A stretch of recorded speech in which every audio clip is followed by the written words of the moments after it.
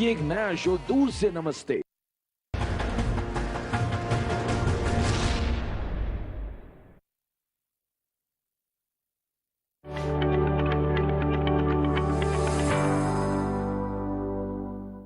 मेरे प्यारे देशवासियों, नमस्कार। मन की बात के इस 98वें एपिसोड में आप सभी के साथ जुड़कर मुझे बहुत खुशी हो रही है। सेंचुरी की तरफ बढ़ते इस सफर में मन की बात को आप सभी ने जन भागीदारी की अभिव्यक्ति का अद्भुत प्लेटफॉर्म बना दिया है। हर महीने लाखों संदेशों में कितने ही लोगों के मन की बात मुझ तक पहुंचती है। आप अपने मन की शक्ति तो जानते ही हैं, वैसे ही समाज की शक्ति से कैसे देश की शक्ति बढ़ती है, ये हमने मन की बात के अलग अलग एपिसोड में देखा है, समझा है और मैंने अनुभव किया है, स्वीकार भी किया है। मुझे वो दिन याद है जब हमने मन की बात में भारत के पारंपरिक खेलों को प्रोत्साहन की बात की थी।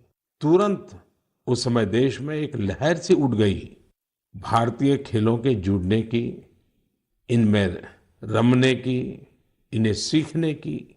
मन की बात में जब भारतीय खिलौनों की बात हुई तो देश के लोगों ने इसे भी हाथों हाथ बढ़ावा दे दिया। अब तो भारतीय खिलौनों का इतना क्रेज हो गया है कि विदेशों में भी इनकी डिमांड बहुत बढ़ रही है। जब मन की बात में हमने स्टोरी टेलिंग की भारतीय विधाओं पर बात की तो इनकी प्रसिद्धि भी दूर दूर तक पहुंच गई। लोग ज्यादा से ज्यादा भारतीय स्टोरी टेलिंग की विधाओं की तरफ आकर्षित होने लगे। साथियों, आपको याद होगा सरदार पटेल की जयंती यानी एकता दिवस के अवसर पर मन की बात में हमने 3 कॉम्पिटिशन्स की बात की थी। ये प्रतियोगिताएं देशभक्ति पर गीत, लोरी और रंगोली इससे जुड़ी थी। मुझे ये बताते हुए खुशी है, देश भर के 700 से अधिक जिलों के 5 लाख से अधिक लोगों ने बढ़ चढ़ करके इसमें हिस्सा लिया है। बच्चे, बड़े, बुजुर्ग सभी ने इसमें बढ़ चढ़कर भागीदारी की और 20 से अधिक भाषाओं में अपनी एंट्रीज भेजी है। इन कॉम्पिटिशन्स में भाग लेने वाले सभी प्रतिभागियों को मेरी ओर से बहुत बहुत बधाई है। आप में से हर कोई अपने आप में एक चैंपियन है, कला साधक है। आप सभी ने यह दिखाया है कि अपने देश की विविधता और संस्कृति के लिए आपके हृदय में कितना प्रेम है। साथियों, आज इस मौके पर मुझे लता मंगेशकर जी, लता दीदी की याद आना बहुत स्वाभाविक है, क्योंकि जब ये प्रतियोगिता प्रारंभ हुई थी उस दिन लता दीदी ने ट्वीट करके देशवासियों से आग्रह किया था कि वे इस स्पर्धा में जरूर जुड़े। साथियों, लोरी राइटिंग कंपटीशन में पहला पुरस्कार कर्नाटका के चामराजनगर जिले के B.M. मंजुनाथ जी ने जीता है। इन्हें ये पुरस्कार कन्नड़ में लिखी उनकी लोरी मलगू कंदा के लिए मिला है। इसे लिखने की प्रेरणा इन्हें अपनी माँ और दादी के गाए लोरी गीतों से मिली। आप इसे सुनेंगे तो आपको भी आनंद आएगा।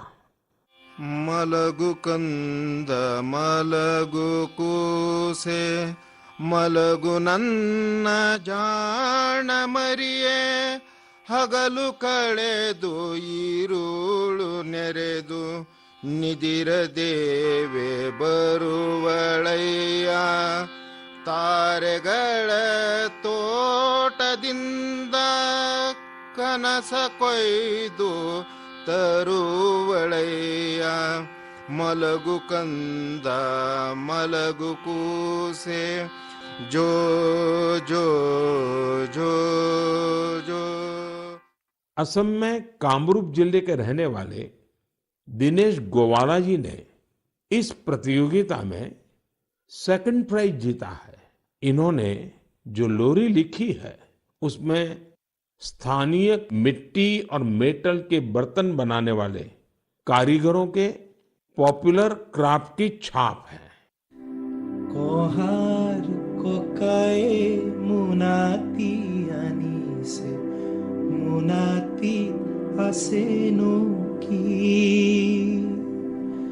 खुली साई देखिलो कोहारोर मुनाती मुनाते आसे बानबाती আমারে মইনাই কহারক হুদিসাই কিনুই বানবাতি। गीतों और लोरी की तरह ही रंगोली कंपटीशन भी काफी लोकप्रिय रहा। इसमें हिस्सा लेने वालों ने एक से बढ़कर एक सुंदर रंगोली बनाकर भेजी। इसमें विनिंग एंट्री पंजाब के कमल कुमार जी की रही। इन्होंने नेताजी सुभाष चंद्र बोस और अमर शहीद वीर भगत सिंह की बहुत ही सुंदर रंगोली बनाई। महाराष्ट्र के सांगली के सचिन नरेंद्र अवसारी जी ने अपनी रंगोली में जलियांवाला बाग, उसका नरसंहार और शहीद उधम सिंह की बहादुरी को प्रदर्शित किया। गोवा के रहने वाले गुरुदत्त वांटेकर जी ने गांधी जी की रंगोली बनाई, जबकि पुडुचेरी के मालातिसेल्वन जी ने भी आजादी के कई महान सेनानियों पर अपना फोकस रखा। देशभक्ति गीत प्रतियोगिता की विजेता टी विजय दुर्गा जी आंध्र प्रदेश की है। उन्होंने तेलुगु में अपनी एंट्री भेजी थी। वे अपने क्षेत्र के प्रसिद्ध स्वतंत्रता सेनानी नरसिम्हा रेड्डी गारू जी से काफी प्रेरित रही है। आप भी सुनिए विजय दुर्गा जी की एंट्री का यह हिस्सा। रेनाटी सूर्युडा वीर नरसिंहुडा भारत स्वातंत्र्य समरपु अंकुरानि विनीवुरा अंकुशानि विनीवुरा अंकुशानि विनीवुरा తెల్లదొరల నీతి లేని నిరంకుశపు దమన కాండకు సలసలమని మరిగిన నీ నెత్తుటి ఎర్రని కాకలు రేనాటి सूर्युडा वीर नरसिंहुडा। तेलुगु के बाद अब मैं आपको मैथिली में एक क्लिप सुनाता हूं। इसे दीपक वत्स जी ने भेजा है। उन्होंने भी इस प्रतियोगिता में पुरस्कार जीता है। भारत दुनियाक शान छैयो भैया हमर देश महान छै। तीन बगल छै समुद्र से घेरल उत्तर में कैलाश बलवान छै। गंगा यमुना कृष्णा कावेरी कोसी कमला बलान छै। हमर देश महान छैयो भैया तिरंगे में बसल प्राण छै। साथियों, मुझे उम्मीद है आपको ये पसंद आई होगी। प्रतियोगिता में आई इस तरह की एंट्रीज की लिस्ट बहुत लंबी है। आप संस्कृति मंत्रालय की वेबसाइट पर जाकर इन्हें अपने परिवार के साथ देखें और सुनें। आपको बहुत प्रेरणा मिलेगी। मेरे प्यारे देशवासियों, बात बनारस की हो, शहनाई की हो, उस्ताद बिस्मिल्लाह खान जी की हो, तो स्वाभाविक है कि मेरा ध्यान उस तरफ जाएगा ही। कुछ दिन पहले उस्ताद बिस्मिल्लाह खान युवा पुरस्कार दिए गए। ये पुरस्कार म्यूजिक और परफॉर्मिंग आर्ट्स के क्षेत्र में उभर रहे प्रतिभाशाली कलाकारों को दिए जाते हैं। ये कला और संगीत जगत की लोकप्रियता बढ़ाने के साथ ही इसकी समृद्धि में अपना योगदान दे रहे हैं। इनमें वे कलाकार भी शामिल हैं जिन्होंने उन इंस्ट्रूमेंट्स में नई जान फूंकी है जिनकी पॉपुलैरिटी समय के साथ कम होती जा रही थी। अब आप सभी इस ट्यून को ध्यान से सुनिए।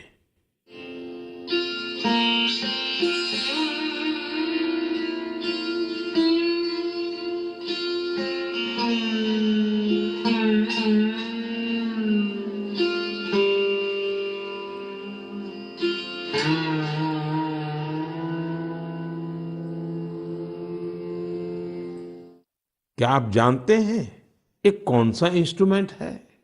संभव है आपको पता न भी हो। इस वाद्य यंत्र का नाम सूरसिंगार है और इस धुन को तैयार किया है जॉयदीप मुखर्जी ने। जॉयदीप जी उस्ताद बिस्मिल्लाह खान पुरस्कार से सम्मानित युवाओं में शामिल है। इस इंस्ट्रूमेंट की धुनों को सुनना पिछले 50 और 60 के दशक से ही दुर्लभ हो चुका था, लेकिन जॉयदीप सूरसिंगार को फिर से पॉपुलर बनाने में जी जान से जुटे हैं।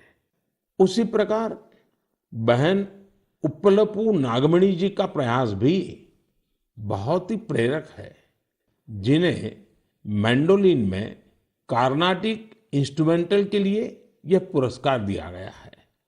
वहीं संग्राम सिंह सुहास भंडारे जी को वारकरी कीर्तन के लिए यह पुरस्कार मिला है।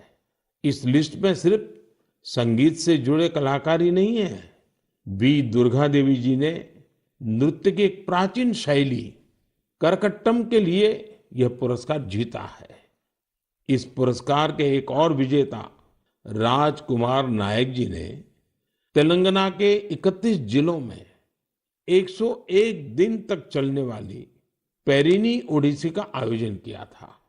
आज लोग इन्हें पेरिनी राजकुमार के नाम से जानने लगे हैं।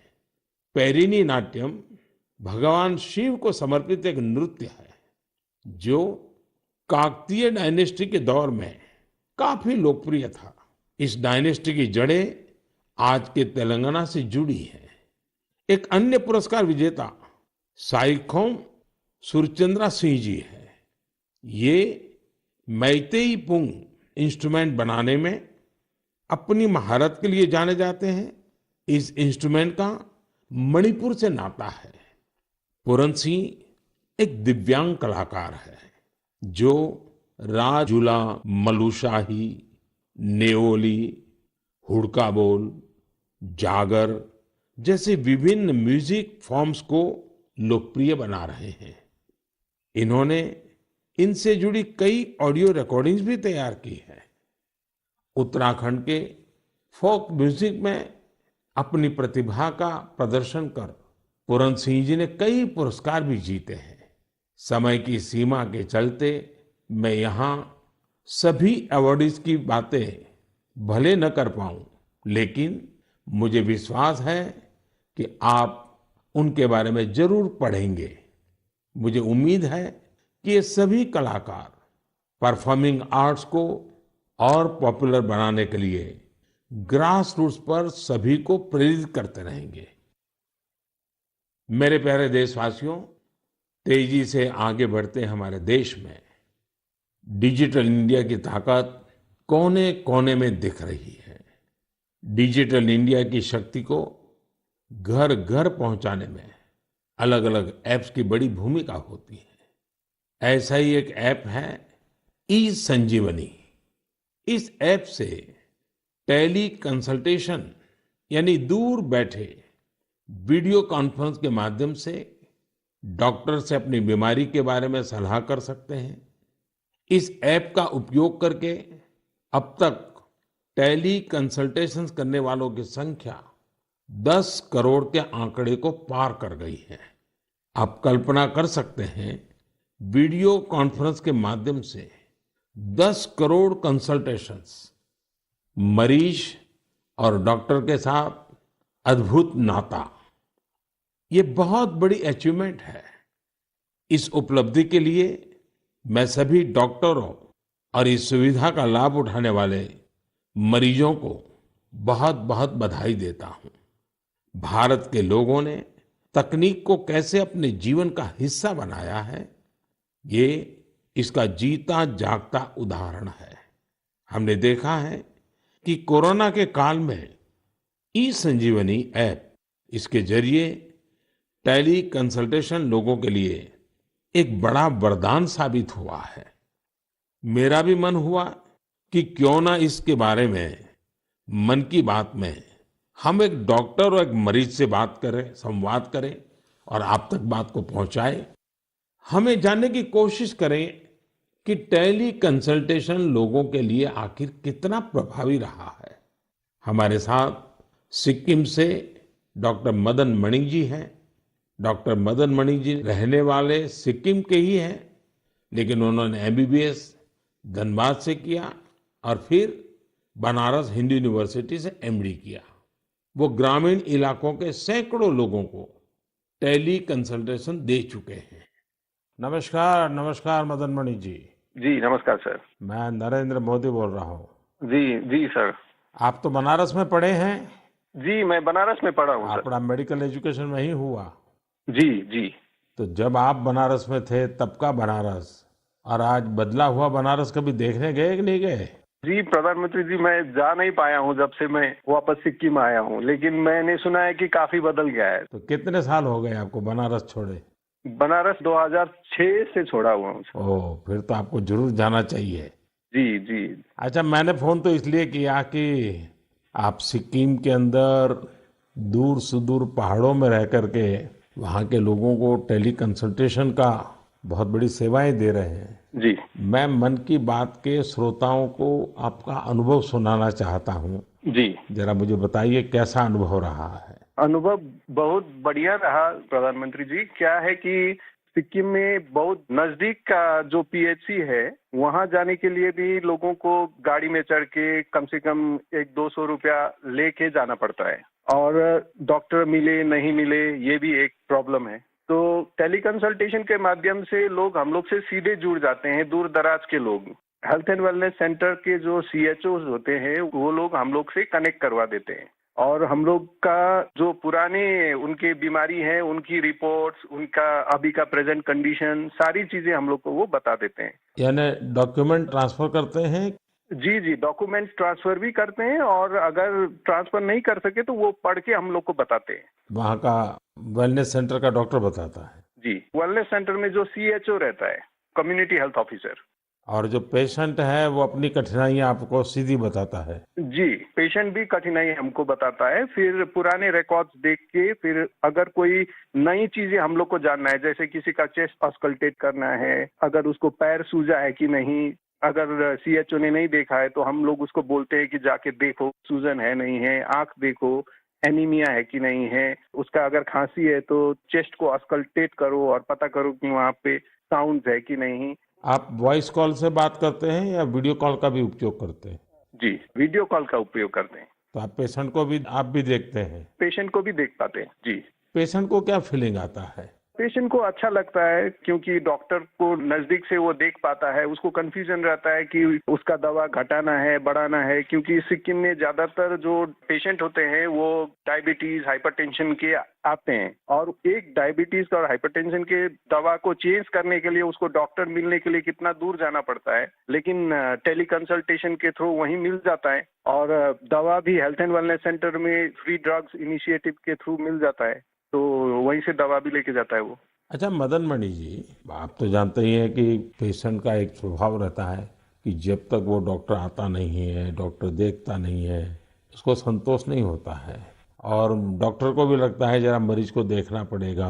अब आज सारा ये टेलीकॉम कंसल्टेशन होता है, तो डॉक्टर को क्या फील होता है, पेशेंट को क्या फील होता है? जी, वो हम लोग को भी लगता है कि अगर पेशेंट को लगता है कि डॉक्टर को देखना चाहिए, तो हम लोग को जो जो चीजें देखना है वो हम लोग सीएचओ को बोल के वीडियो में ही हम लोग देखने के लिए बोलते हैं, और कभी कभी तो पेशेंट को वीडियो में ही नजदीक में आके उसकी जो परेशानियां हैं, अगर किसी को चर्म का प्रॉब्लम है, स्किन का प्रॉब्लम है, तो वो हम लोग को वीडियो से ही दिखा देते हैं, तो संतुष्टि रहता है उन लोगों को।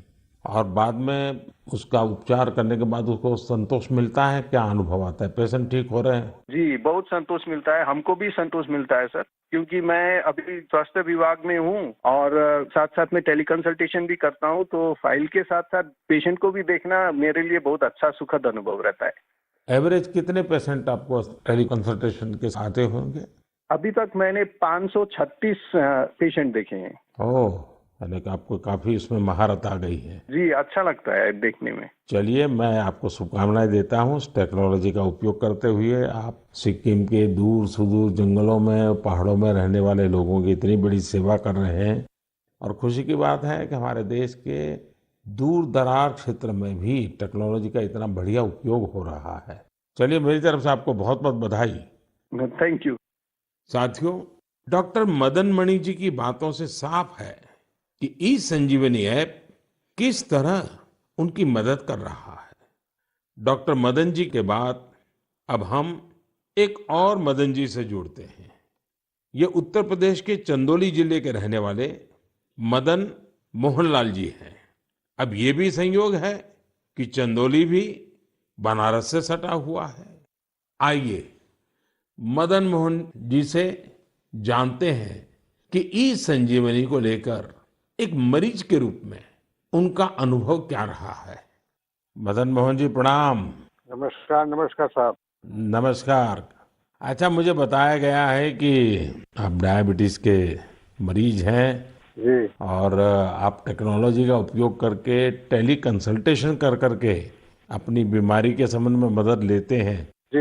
एक पेशेंट के नाते, एक दर्दी के रूप में मैं आपके अनुभव सुनना चाहता हूं ताकि मैं देशवासियों तक इस बात को पहुंचाना चाहूं कि आज की टेक्नोलॉजी से हमारे गांव में रहने वाले लोग भी किस प्रकार से इसका उपयोग कर सकते हैं। जरा बताइए कैसे करते हैं। ऐसा है सर कि हॉस्पिटलें दूर हैं और जब डायबिटीज हमको हुआ तो हमको जो 5-6 किलोमीटर दूर जाकर इलाज करना पड़ता था, दिखाना पड़ता था। और जब से व्यवस्था आप द्वारा बनाई गई है, इससे है कि मैं जाता हूँ, हमारा जांच होता है, हमको बाहर के डॉक्टरों से बात भी करा देती हैं और दवा भी दे देती हैं। इससे हमको बड़ा लाभ है और लोगों को भी लाभ है इससे। तो एक ही डॉक्टर हर बार आपको देखते हैं कि डॉक्टर बदलते जाते हैं? जैसे उनको नहीं समझ, जिस डॉक्टर को दिखा देती हैं, वही बात करके दूसरे डॉक्टर से हमसे बात कराती हैं। और डॉक्टर आपको जो गाइडेंस देते हैं वो आपको पूरा फायदा होता है उससे? हमको फायदा होता है, हमको उससे बहुत बड़ा फायदा है और गांव के लोगों को भी फायदा उससे है। सभी लोग वहाँ पहुँचते हैं कि भैया हमारा बीपी है, हमारा शुगर है, टेस्ट करो, जांच करो, दवा बताओ। अब पहले तो 5-6 किलोमीटर दूर जाते थे, लंबी लाइन लगी रहती थी, पैथोलॉजियों में लाइन लगी रहती थी, एक दिन का समय नुकसान होता था। मतलब आपका समय भी बच जाता है और पैसा भी व्यय होता था। यहाँ पे निःशुल्क सेवाएं सब हो रही हैं। अच्छा, जब आप अपने सामने डॉक्टर को मिलते हैं तो एक विश्वास बनता है, चलो भाई डॉक्टर हैं, उन्होंने मेरी नाड़ी देख ली है, मेरी आंखें देख ली है, मेरा जीभ को भी चेक कर लिया है, तो एक अलग फीलिंग आता है। अब ये टेली कंसल्टेशन करते हैं तो वैसा ही संतोष होता है आपको? हाँ, संतोष होता है कि हमारी नाड़ी पकड़ रहे हैं, आला लगा रहे हैं, ऐसा मुझे महसूस होता है। और हमको बड़ा तबीयत खुश होती है कि भाई इतनी अच्छी व्यवस्था द्वारा बनाई गई है, जिससे कि हमको जहाँ परेशानी थी, जाना पड़ता था, गाड़ी भाड़ा देना पड़ता था, वहाँ लाइन लगाना पड़ता था, और सारी सुविधाएं हमको घर बैठे बैठे मिल रही है। चलिए मदन मोहन जी, मेरी तरफ से आपको बहुत शुभकामनाएं हैं। उम्र के इस पड़ाव पर भी आप टेक्नोलॉजी को सीखे हैं, टेक्नोलॉजी का उपयोग करते हैं। औरों को भी बताइए ताकि लोगों का समय भी बच जाए, धन भी बच जाए और उनको जो भी मार्गदर्शन मिलता है उससे दवाइयाँ भी अच्छे ढंग से हो सकती हैं। हाँ, और क्या। चलिए, मेरी बहुत बहुत शुभकामनाएं हैं आपको मदन मोहन जी। बनारस को साहब आपने काशी विश्वनाथ को एकदम बना दिया, डेवलपमेंट कर दिया, ये आपको बधाई हमारे तरफ से। मैं आपका धन्यवाद करता हूँ। हमने क्या बनाया जी, बनारस के लोगों ने बनारस को बनाया है। नहीं तो हम तो माँ गंगा की सेवा के लिए माँ गंगा ने बुलाया है, बस और कुछ नहीं। ठीक है जी, बहुत बहुत शुभकामनाएं आपको। प्रणाम जी। नमस्कार सर। नमस्कार जी। साथियों, देश के सामान्य मानवी के लिए, मध्यम वर्ग के लिए, पहाड़ी क्षेत्रों में रहने वालों के लिए ई संजीवनी जीवन रक्षा करने वाला ऐप बन रहा है। ये है भारत की डिजिटल क्रांति की शक्ति और इसका प्रभाव आज हम हर क्षेत्र में देख रहे हैं। भारत के यूपीआई की ताकत भी आप जानते ही हैं। दुनिया के कितने ही देश इसकी तरफ आकर्षित हैं। कुछ दिन पहले ही भारत और सिंगापुर के बीच यूपीआई पे नाउ लिंक लॉन्च किया गया। अब सिंगापुर और भारत के लोग अपने मोबाइल फोन से उसी तरह पैसे ट्रांसफर कर रहे हैं जैसे वे अपने अपने देश के अंदर करते हैं। मुझे खुशी है कि लोगों ने इसका लाभ उठाना शुरू कर दिया है। भारत का ई संजीवनी ऐप हो या फिर यूपीआई, ये ईज ऑफ लिविंग को बढ़ाने में बहुत मददगार साबित हुए हैं। मेरे प्यारे देशवासियों, जब किसी देश में विलुप्त हो रहे किसी पक्षी की प्रजाति को, किसी जीव जंतु को बचा लिया जाता है तो उसकी पूरी दुनिया में चर्चा होती है। हमारे देश में ऐसी अनेकों महान परंपराएं भी हैं जो लुप्त हो चुकी थी, लोगों के मन मस्तिष्क से हट चुकी थी, लेकिन अब इन्हें जनभागीदारी की शक्ति से पुनर्जीवित करने का प्रयास हो रहा है। तो इसकी चर्चा के लिए मन की बात से बेहतर मंच और क्या होगा। अब जो मैं आपको बताने जा रहा हूं वो जानकर वाकई आपको बहुत प्रसन्नता होगी, विरासत पर गर्व होगा।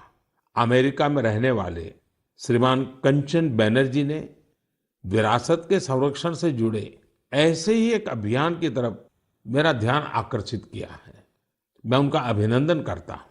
साथियों, पश्चिम बंगाल में हुगली जिले के बांसबेरिया में इस महीने त्रिबेनी कुंभो महोत्सव का आयोजन किया गया। इसमें 8 लाख से ज्यादा श्रद्धालु शामिल हुए। लेकिन क्या आप जानते हैं कि ये इतना विशेष क्यों है? विशेष इसलिए क्योंकि इस प्रथा को 700 साल के बाद पुनर्जीवित किया गया है। यूं तो ये परंपरा हजारों वर्ष पुरानी है, लेकिन दुर्भाग्य से 700 साल पहले बंगाल के त्रिबेनी में होने वाला ये महोत्सव बंद हो गया था। इसे आजादी के बाद शुरू किया जाना चाहिए था, लेकिन वो भी नहीं हो पाया। 2 वर्ष पहले स्थानीय लोग और त्रिबेनी कुंभो परिचालना समिति के माध्यम से ये महोत्सव फिर शुरू हुआ है। मैं इसके आयोजन से जुड़े सभी लोगों को बहुत बहुत बधाई देता हूं। आप सिर्फ एक परंपरा को ही जीवित नहीं कर रहे हैं, बल्कि आप भारत की सांस्कृतिक विरासत की भी रक्षा कर रहे हैं। साथियों, पश्चिम बंगाल में त्रिबेनी को सदियों से एक पवित्र स्थल के रूप में जाना जाता है। इसका उल्लेख विभिन्न मंगल काव्य, वैष्णव साहित्य, शाक्त साहित्य और अन्य बंगाली साहित्यिक कृतियों में भी मिलता है। विभिन्न ऐतिहासिक दस्तावेजों से यह पता चलता है कि कभी यह क्षेत्र संस्कृत शिक्षा और भारतीय संस्कृति का केंद्र था। कई संत इसे माघ संक्रांति में कुंभ स्नान के लिए पवित्र स्थान मानते हैं। त्रिबेनी में आपको कई गंगा घाट, शिव मंदिर और टेराकोटा वास्तुकला से सजी प्राचीन इमारतें देखने को मिल जाएगी। त्रिबेनी की विरासत को पुनर्स्थापित करने और कुंभ परंपरा के गौरव को पुनर्जीवित करने के लिए यहाँ पिछले साल कुंभ मेले का आयोजन किया गया था। 7 सदियों बाद 3 दिन के कुंभ महास्नान और मेले ने इस क्षेत्र में एक नई ऊर्जा का संचार किया है। 3 दिनों तक हर रोज होने वाली गंगा आरती, रुद्राभिषेक और यज्ञ में बड़ी संख्या में लोग शामिल हुए। इस बार हुए महोत्सव में विभिन्न आश्रम, मठ और अखाड़े भी शामिल थे। बंगाली परंपराओं से जुड़ी विभिन्न विधाएं जैसे कीर्तन, बाउल, गोडियो नृत्य, श्रीखोल, पोटेर गान, छऊ नाच शाम के कार्यक्रमों में आकर्षण का केंद्र बने थे। हमारे युवाओं को देश के सुनहरे अतीत से जोड़ने का एक बहुत ही सराहनीय प्रयास है। भारत में ऐसी कई और प्रैक्टिसेस हैं जिन्हें रिवाइव करने की जरूरत है। मुझे आशा है कि इनके बारे में होने वाली चर्चा लोगों को इस दिशा में जरूर प्रेरित करेगी। मेरे प्यारे देशवासियों, स्वच्छ भारत अभियान ने हमारे देश में जन भागीदारी के मायने ही बदल दिए हैं। देश में कहीं पर भी कुछ स्वच्छता से जुड़ा हुआ होता है तो लोग इसकी जानकारी मुझ तक जरूर पहुंचाते हैं। ऐसे ही मेरा ध्यान गया है हरियाणा के युवाओं के एक स्वच्छता अभियान पर। हरियाणा में एक गांव है दुल्हेड़ी। यहाँ के युवाओं ने तय किया हमें भिवानी शहर को स्वच्छता के मामले में एक मिसाल बनाना है। उन्होंने युवा स्वच्छता एवं जन सेवा समिति नाम से एक संगठन बनाया। इस समिति से जुड़े युवा सुबह 4 बजे भिवानी पहुंच जाते हैं। शहर के अलग अलग स्थलों पर ये मिलकर सफाई अभियान चलाते हैं। ये लोग अब तक शहर के अलग अलग इलाकों से कई टन कूड़ा साफ कर चुके हैं। साथियों, स्वच्छ भारत अभियान का एक महत्वपूर्ण आयाम वेस्ट टू वेल्थ भी है। ओडिशा के केंद्रपाड़ा जिले की एक बहन कमला मोहराना एक स्वयं सहायता समूह चलाती हैं। इस समूह की महिलाएं दूध की थैली और दूसरी प्लास्टिक पैकिंग से टोकरी और मोबाइल स्टैंड जैसी कई चीजें बनाती हैं। ये इनके लिए स्वच्छता के साथ ही आमदनी का भी एक अच्छा जरिया बन रहा है। हम अगर ठान लें तो स्वच्छ भारत में अपना बहुत बड़ा योगदान दे सकते हैं। कम से कम प्लास्टिक बैग की जगह कपड़े के बैग का संकल्प तो हम सबको ही लेना चाहिए। आप देखेंगे आपका ये संकल्प आपको कितना संतोष देगा और दूसरे लोगों को जरूर प्रेरित करेगा।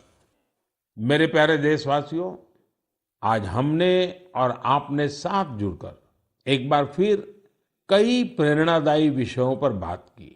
परिवार के साथ बैठ करके उसे सुना और अब उसे दिन भर गुनगुनाएंगे भी। हम देश की कर्मठता की जितनी चर्चा करते हैं उतनी ही हमें ऊर्जा मिलती है। इसी ऊर्जा प्रवाह के साथ चलते चलते आज हम मन की बात के 98वें एपिसोड के मुकाम तक पहुंच गए हैं। आज से कुछ दिन बाद ही होली का त्योहार है। आप सभी को होली की शुभकामनाएं। हमें हमारे त्योहार वोकल फॉर लोकल के संकल्प के साथ ही मनाने हैं। अपने अनुभव भी मेरे साथ शेयर करना न भूलिएगा। तब तक के लिए मुझे विदा दीजिए। अगली बार हम फिर नए विषयों के साथ मिलेंगे। बहुत बहुत धन्यवाद। नमस्कार।